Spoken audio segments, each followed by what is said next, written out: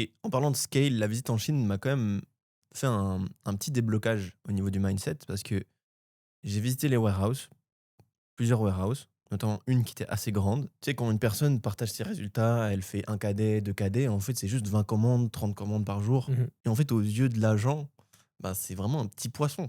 La personne qui C'est fait même 2 pas un poisson, cadets, c'est même pas un poisson, c'est un goupil là, c'est un asticot. c'est un asticot parce que quand tu vas dans la warehouse, tu vois 20 commandes dans une journée, ça fait 1 minute et c'est fini. Le traitement de 1 cadet, c'est 1 minute et c'est fini.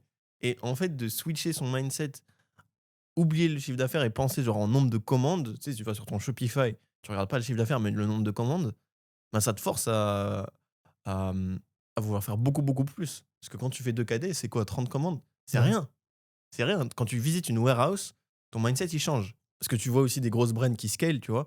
Le nombre de commandes qui est là, bien sûr, il y a des NDA et cetera, tu peux pas tout voir, mais tu vois qu'il y a du volume et Ouais, ils ça te le ça disent en change. nombre de commandes, il y a du 3 000, 5 000, Ouais, ouais. 4 000 et ça, suivant le panier moyen, ça fait des jolis montants. C'est un switch qu'il faut surtout dans la sphère francophone, à se dire qu'il faut scaler Ouais, faut scaler. et vous on peut le faire en Europe.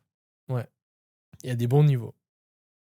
Il disait aussi d'ailleurs la personne qui spendait 200 KD, en Europe, que les influx, c'est sous-coté. Les influx, en Europe, c'est sous-coté. Ils sont pas assez contactés, il y a beaucoup d'argent à faire. Surtout, il parlait des marchés nordiques où il y a des ROAS de malades à faire. Voilà, Mmh. ça c'est Ah, pépite, c'est cadeau. petit cadeau. Si vous avez une brain dans les marchés nordiques, faites absolument les influx. Entre le Groenland et les Pays-Bas. Ensuite, on a aussi appris au niveau des abonnements avec Nick Schickleford. Ce qu'il faut savoir, c'est que c'est un gars qui est là depuis longtemps en e-com, Mmh. qui a un très bon niveau en e-com et qui nous a aussi partagé la sauce au niveau des abonnements.